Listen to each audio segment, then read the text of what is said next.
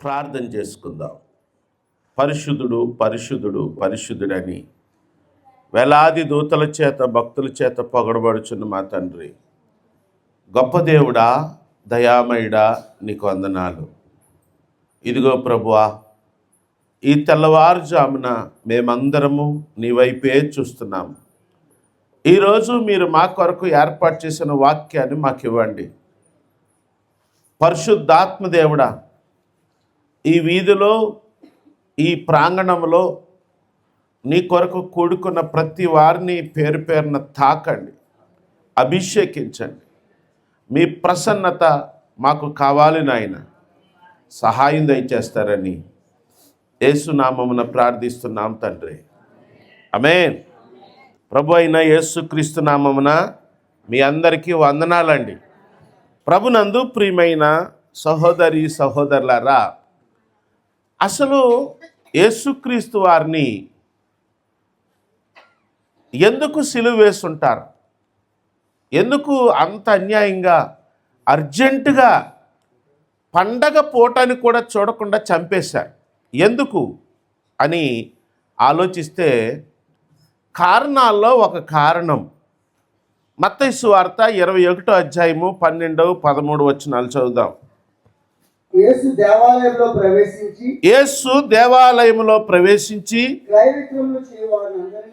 క్రయ విక్రయములు చేయువారినందరినీ వెళ్ళగొట్టి రోకలు మార్చివారి బల్లలను గొవ్వలమ్ము వారి పీఠములను పడద్రోసి రోకలు మార్చువారి బల్లలను గువ్వలము వారి పీఠములను పడద్రోసి నా మందిరము ప్రార్థనా మందిరం అనబడును అని వ్రాయబడి ఉన్నది.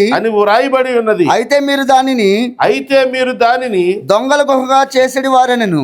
ఆ దొంగల గుహగా చేసేది వారనెను. ప్రభునందు ప్రియమైన సహోదరి సహోదరులారా, ఆ రోజుల్లో మోషే రాసిన పంచమ కాండం, ఆదికాండం, నిర్మకాండం, లేవికాండం, సంఖ్యాకాండం, ద్వితీయ ఉపదేశకాండం, ఈ 4 కాండాలు ప్రపంచంలో అందరికీ ప్రాముఖ్యమైనవి. యూదులకు మాత్రమే కాదు. ఆ 4 కాండాలను, పంచమ కాండాలను తోరా అంటారు. దానిని ముస్లింలు కూడా గౌరవిస్తారు, క్రైస్తవులు కూడా దాన్ని గౌరవిస్తారు. దాంట్లో ముఖ్యంగా ధర్మశాస్త్రము, 10 ఆజ్ఞలు, మనం ఎలాగుండాలి, ఇవన్నీ కూడా ప్రపంచానికి ప్రామాణికం, మతానికి సంబంధం లేదు, అందరూ గౌరవిస్తారు. అలాంటిది దేవుడు మనిషి ఇలాగుండాలి, ఇలా జీవించాలి అని ఏర్పాటు చేసిన ఈ నియమ నిబంధనలను కాలక్రమంలో మతస్థులుగా మారిన వాళ్ళు, దేవుడు మతాన్ని స్థాపించలేదు, మతస్థులుగా మారిన వాళ్ళు, యూద మత ప్రవిష్టులు, శాస్త్రులు, ధర్మశాస్త్రోపదేశకులు, ప్రధాన యాజకులు, దేవాలయం మీద పడి తినేవాళ్ళు దేవుణ్ణి ఒక ఖరీదైన వస్తువుగా మార్చేశారు, ఒక వ్యాపారంగా మార్చేశారు. దేవుడేమో మన హృదయంలోకి రావాలని, మనతో మాట్లాడాలని, మనకు సహాయం చేయాలని, మనల్ని దీవించాలని దేవుడు కోరుకుంటా ఉంటుంటే, నువ్వు తప్పు చేసావు, నువ్వు పాపం చేసావు, నీ పాపం పోవాలంటే ఒక మేకను కొను, బలి ఇయ్యి. ఆ మేక మామూలు మేక కాదు, మేమిచ్చే మేక అయితే ఇంకా మంచిది. ఇలాగా దేవుణ్ణి వ్యాపారం చేసేశారు. యెరూషలేము పట్టణంలో దేవుని ఆలయం ఎత్తు పల్లాలుగా, కొండలుగా ఉంటూ 30 ఎకరాల స్థలం అది. యెరూషలేము పట్టణంలో ఉన్న దేవాలయం సమానంగా ఉన్న ప్రదేశం కాదు, కొంత లెక్క సమానంగాను, కొంత లెక్క ఎత్తుగాను అలాగున్న 30 ఎకరాల ప్రాంగణం అది.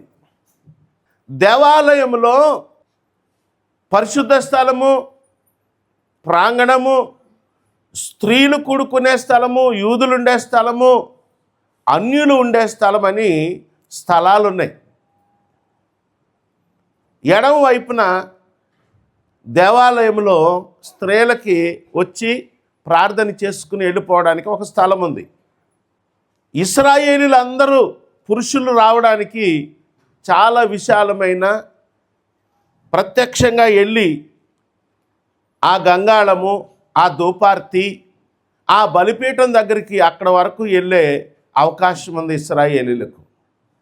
కానీ ఈ చివరి భాగాన ప్రపంచంలో ఉన్న అన్యులు, యూదులు కాని వాళ్ళు కూడా వచ్చి దేవునికి ప్రార్థన చేసుకోవడానికి ఒక స్థలం ఉంది. ఇక్కడ మానవత్వం లేని, దేవుని మీద సరైన అవగాహన లేని, దేవుణ్ణి ఒక వ్యాపార వస్తువుగా అమ్ముకుని డబ్బు చేసుకునే ఈ దేవాలయంలో ఉండే భక్తిపరులుగా చలామణి అవుతున్న ప్రధాన యాజకులు, ధర్మశాస్త్రోపదేశకులు, శాస్త్రులు, పరిసయ్యులు వీళ్ళందరూ కలిసి ఏం చేశారంటే ఆ అన్యులు వచ్చి ప్రార్థన చేసుకోవడానికి వెళ్ళే ఆ ఖాళీ స్థలాన్ని వ్యాపార స్థలంగా మార్చేశారు. దేవుడేమో అందరినీ ప్రేమిస్తున్నాడు, దేవుడేమో అందరూ నా దగ్గరికి రావాలని కోరుకుంటున్నాడు.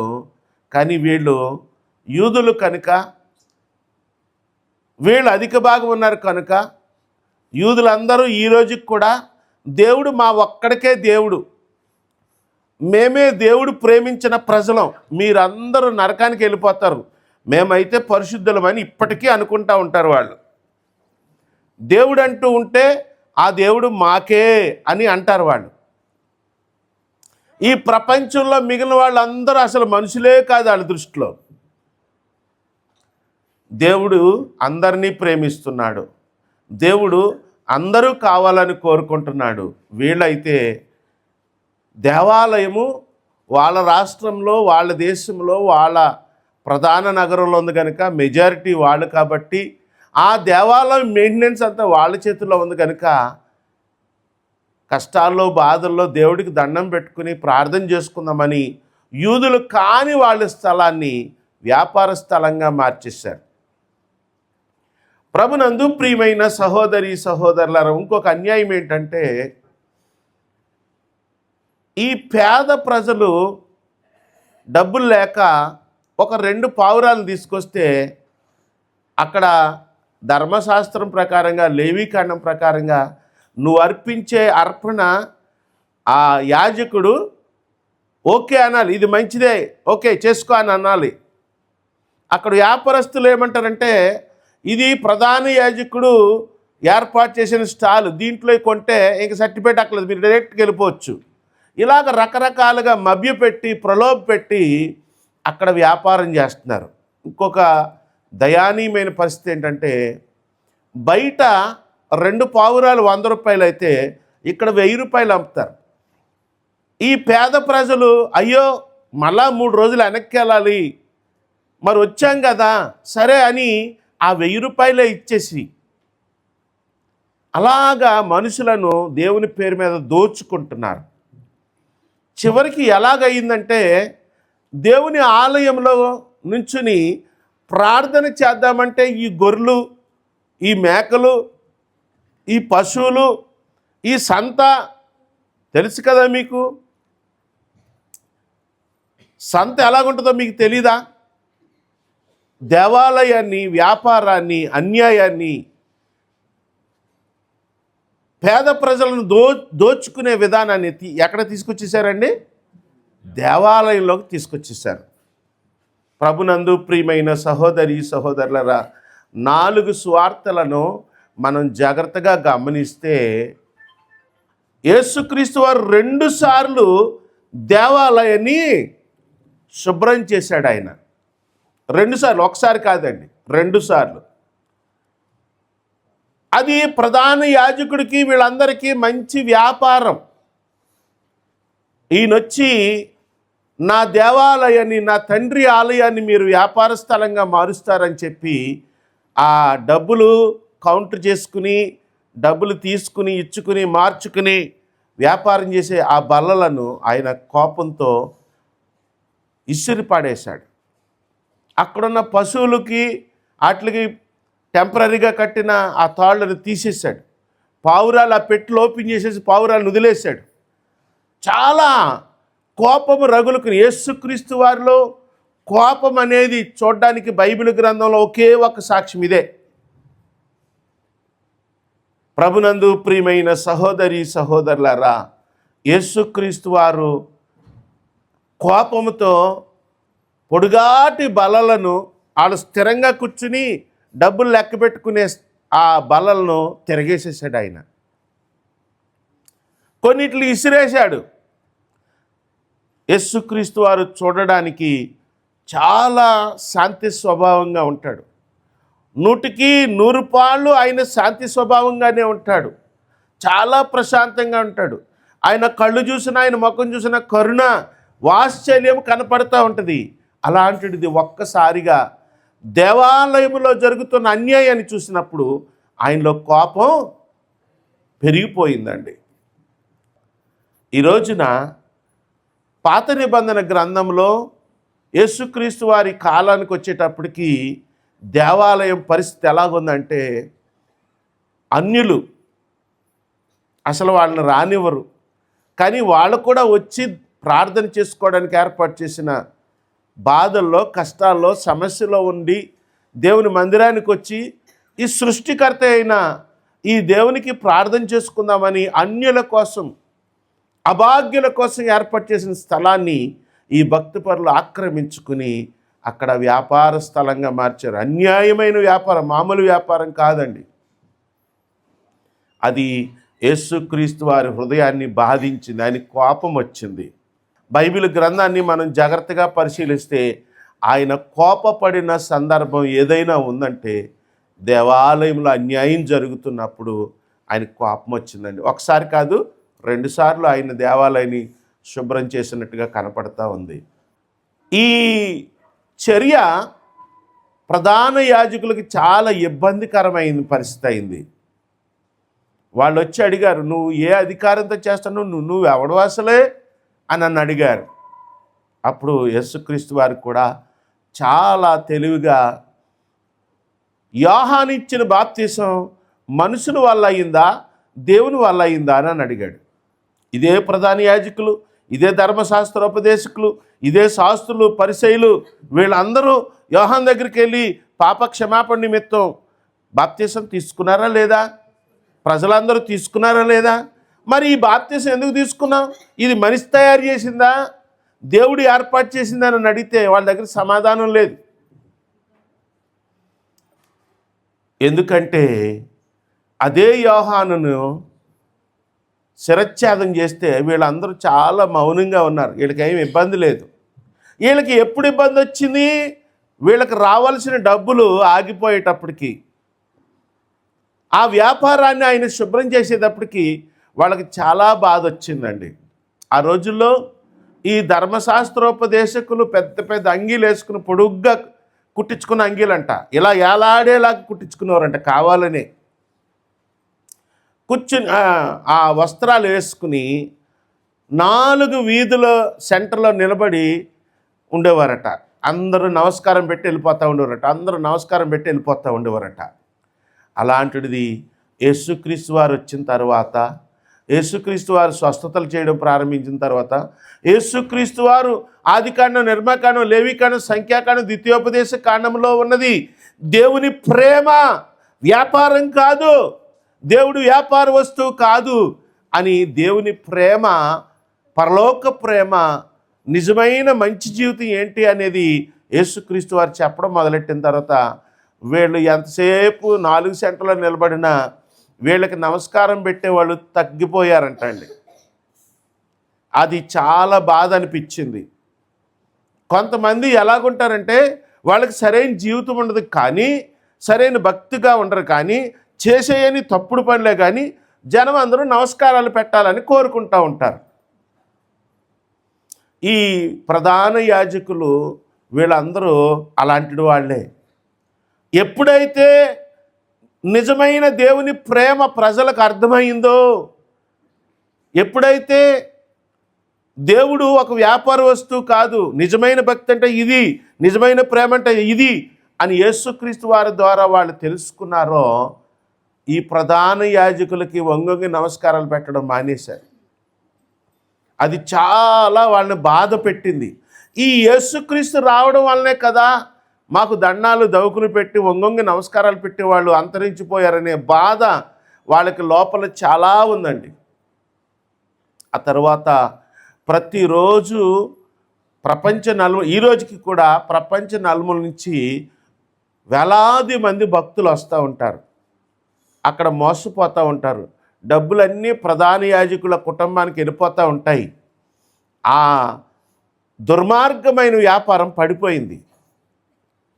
ఇక యేసు ప్రభు బతికుంటే ఇక మన వ్యాపారం కుదరదు. మనకి నమస్కారం పెట్టేవాళ్ళు లేరు. మనకి వంగొంగి నమస్కారాలు పెట్టేవాళ్ళు, దండాలు పెట్టేవాళ్ళు ఇంకా అంతరించిపోయారు. ఇలాగ ఉండకూడదు కనుక అని వీళ్ళు ఎక్కడ కుట్ర పన్నారు అనుకుంటున్నారు? దేవాలయంలోనే కుట్ర పన్నారు. ప్రభునందు ప్రియమైన సహోదరి సహోదరులారా, ఈ రోజున దేవుడు యేసుక్రీస్తు వారు దేవాలయంలో అన్యాయం జరుగుతూ ఉంటుంటే తట్టుకోలేకపోయాడు. అమ్మా, ఈరోజు వాక్యం నీ దగ్గరికే వస్తుంది. మన హృదయమే దేవాలయంగా ఉండాలని దేవుడు కోరుకుంటున్నాడు కదా. మన హృదయమే దేవునికి ఉండాలి. అమ్మా, ఈ రోజున ఇప్పుడు ఆయన కొరడాటుకు నీ వైపే చూస్తున్నాడు, నా వైపు చూస్తున్నాడు, మన వైపే చూస్తున్నాడు. మన హృదయంలో ఏం జరుగుతుంది, ఏం పెట్టుకున్నాం? ఇప్పుడు ఉదాహరణకి బ్యాచిలర్స్ చదువుకోవడానికో ఉద్యోగం కొరకు రూమ్ తీసుకుంటారు. ఆ రూమ్కి వెళ్ళి చూస్తే మొత్తం అర్థమైపోద్ది కదా. అర్థమవుదా? వాళ్ళు శుభ్రంగా ఉంటున్నారా లేదా, వాళ్ళు ఏం చేస్తున్నారు, ఎలా ఉంటున్నారు, అక్కడ ఉన్న వస్తువులను బట్టి చెప్పేస్తాం కదా మనం. ఇప్పుడు యేసుక్రీస్తు వారు నీ హృదయాన్ని చూస్తున్నారు, నీ హృదయాన్ని దర్శిస్తున్నారు. ఆయన నీ హృదయాన్ని శుభ్రం చేయాలని కోరుకుంటున్నాడు. అమ్మా, దేవుడు మన హృదయాన్ని చూస్తున్నాడు. ఈ శుభ్రం చేయడం ఒక్కొక్కసారి కొంచెం నొప్పిగానే ఉంటుంది. ఉండకూడని ఉన్నప్పుడు, అవి బాగా అతుక్కుపోయినప్పుడు, అవి లాగుతున్నప్పుడు, అవి బద్దలు కొడుతున్నప్పుడు నొప్పి వస్తుందా రాదా? మాట్లాడినమ్మా. మన హృదయం గురించి మాట్లాడుతున్నాను నేను, పక్కిదిలోళ్ళ గురించి మాట్లాడట్లేదు. ఇక్కడ కూర్చున్న మన హృదయం గురించి మాట్లాడుతున్నాను, నా హృదయం గురించి మాట్లాడుతున్నాను, మీ హృదయం గురించి మాట్లాడుతున్నాను. దేవుడు మనల్ని చూస్తాడా చూడ్డా? దేవుడు మన హృదయాన్ని పరిశీలిస్తున్నాడా లేదా? ఈ రోజున దేవుడు నీ హృదయాన్ని శుభ్రం చేయాలని కోరుకుంటున్నాడు. దేవునికి ఇష్టం లేని ఏం పెట్టుకున్నావు తల్లి నువ్వు? ప్రభునందు ప్రియమైన సహోదరి సహోదరులారా, ఈ కాఫీ కలిపేటప్పుడు కానీ, ఏదైనా పదార్థాలు వండేటప్పుడు కానీ, ఈ రీల్స్లో పడిపోయి ఆ స్టవ్ మీద అలా వదిలేసామనుకోండి, అది ఏ పదార్థమైన చిట్లం కట్టేది కదా, గట్టిగా అయిపోద్ది. మన హృదయంలో పగ, ద్వేషం, అసూయ, కక్షలు ఇలాంటివి అన్నీ బాగా దాచుకున్నాం అనుకోండి, తారులాగా చిట్లం కట్టేస్తుందంట. అమ్మా జాగ్రత్త, అవి దాచుకోకండి, దయచేసి పడేయండి. మళ్ళీ ఎక్కడన్నా పెడితే మళ్ళా తీసుకుని వాడతాం మనం.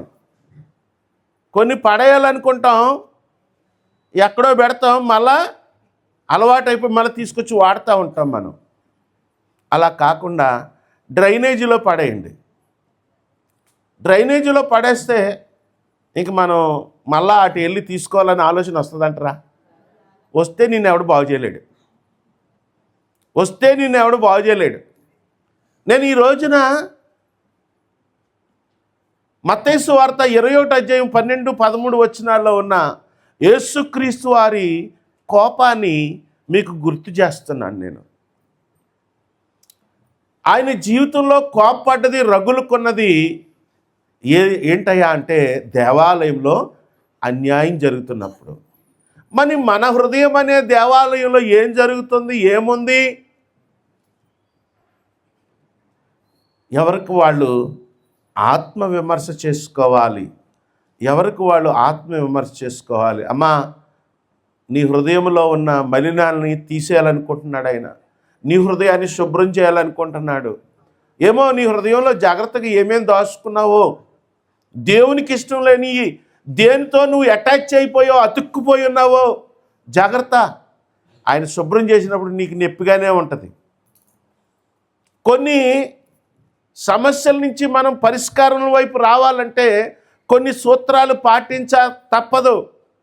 అవి కొంచెం కష్టంగానే ఉంటాయి. ఉదాహరణకు మనందరికీ వస్తున్న కామన్ సమస్యలు కొన్ని ఉన్నాయి. మన తినే తిండి విధానం సరిగ్గా లేనప్పుడు గ్యాస్ నొప్పులు వస్తాయి. మంచినీళ్ళు తాగాలి, లేకపోతే వాము తినాలి. ఓవర్ వెయిట్ పెరుగుతున్నాం మనం. ఏమేమి తింటే ఓవర్ వెయిట్ పెరుగుతామో తెలుసుకుని అవి తింటాం మానేయాలి. నేను ఈ రోజున ఆరోగ్య సూత్రాలు చెప్పడానికి నుంచోలేదు ఇక్కడ. నీ హృదయంలో దేవునికి ఇష్టం లేని ఏమున్నాయో వాటి నుంచి నువ్వు బయటకు రావాలంటే దేవుడు శుభ్రం చేయడానికి, దేవుడు తీసివేయడానికి ఆయన సిద్ధంగానే ఉన్నాడు. నువ్వు కూడా ఆచరించాల్సినవి కొన్ని ఉన్నాయి. ప్రభునందు ప్రియమైన సహోదరి సహోదరులారా, దేవుడు ఈ రోజున నీ హృదయాన్ని చూస్తున్నాడు. నీ హృదయాన్ని శుభ్రం చేయాలని కోరుకుంటున్నాడు. నిన్ను ఆ పాపపు ప్రభావాన్నించి నిన్ను విముక్తి చేయాలని కోరుకుంటున్నాడు. ఒక్కసారి నీ హృదయంలోకి యేసయ్య వచ్చి శుభ్రం చేయడం ప్రారంభించాడంటే మనలో ఉన్న చాలా బంధకాలు, మన సమస్యలు, మన కష్టాలు నుంచి మనం బయటకు వస్తాం. ప్రభునందు ప్రియమైన సహోదరి సహోదరులారా, ఎప్పుడైతే యేసుక్రీస్తు వారు ఆ దేవాలయంలో ఉన్న ఆ వ్యాపార కేంద్రాలను, ఆ బల్లల్ని, అక్కడ ఉన్న కట్టిన వాటిలన్నిటి తోలివేసి వాటిలన్నిటిని శుభ్రం చేసేసాడు ఆయన. అప్పుడు అన్యులు వచ్చి ఆకాశం వైపు చేతులెత్తి ప్రార్థన చేసుకునే అవకాశం దొరికిందండి. అమ్మా, దేవుడు నీ హృదయాన్ని శుభ్రం చేయాలని కోరుకుంటున్నాడు. నిన్ను బంధ విముక్తిని చేయాలని కోరుకుంటున్నాడు. నువ్వు చేయాల్సిందల్లా ఏంటంటే ఆయనను స్తుతించాలి, ఆయనను ఆరాధించాలి, గణపరచాలి. ప్రభునందు ప్రియమైన సహోదరి సహోదరులరా, ఈ రోజున మనము ఆత్మ పరిశీలన చేసుకుందాం. మనము వాక్యపు వెలుగులో వాక్యాన్ని అద్దంగా పోల్చాడు దేవుడు. బైబిల్ గ్రంథం వాక్యాన్ని అద్దంగా కూడా పోల్చాడు. అద్దాన్ని ఏం చేస్తాం? మనం చూసుకుంటాం, పరీక్షించుకుంటాం, అద్దం ముందు చక్కగా సిద్ధపడతా ఉంటాం. అవునా కాదండి? మన ఆధ్యాత్మిక జీవితాన్ని, మన హృదయాన్ని మనం చూసుకోవాలి, పరీక్షించుకోవాలి. ఈరోజు ఏం మాట్లాడాం, ఈరోజు ఎవరితో ఎలా ఉన్నాం, మనం స్వపరీక్ష చేసుకుని దేవుని దగ్గర మనం లెక్క చెప్పుకోవాలి, పశ్చాత్తాపడాలి. నేనేం పశ్చాత్తాపడక్కర్లేదండి అన్నవాళ్ళు ఎవరన్నా ఉన్నారండి? మనమందరము మనుషులమి. ఎవరిమి? మనమందరం మనుషులమి. మనుషుల మీద పాపం యొక్క ప్రభావం ఉండనే ఉంటుంది. లోకం నిండా పాపము ఉంది, అది మనల్ని ప్రభావితం చేస్తూ ఉంటుంది. ప్రభునందు ప్రియమైన సహోదరి సహోదరులరా, దేవుడు ఆ పాప ప్రభావం నుంచి, మన హృదయంలో దేవునికి ఇష్టం లేని ఆ పేరుకుపోయిన చిట్లం కట్టిన వాటి నుంచి మనల్ని శుభ్రం చేయాలని కోరుకుంటున్నాడు. ఈరోజు నువ్వు చేయాల్సిన ప్రార్థన ఏంటంటే, ప్రభువా, నీకు ఇష్టం లేని నాకు వద్దు. మీకు విజయవంతమైన కుటుంబ జీవితం కావాలంటే ఎవరికి వాళ్ళు, భార్యకు భార్య, భర్తకు భర్త, నా భర్తకి ఇష్టం లేని నేను ఏం చేస్తున్నాను అని తెలుసుకుని అవి మానేయాలి. అప్పుడు మీ సంసారం బాగుంటుంది.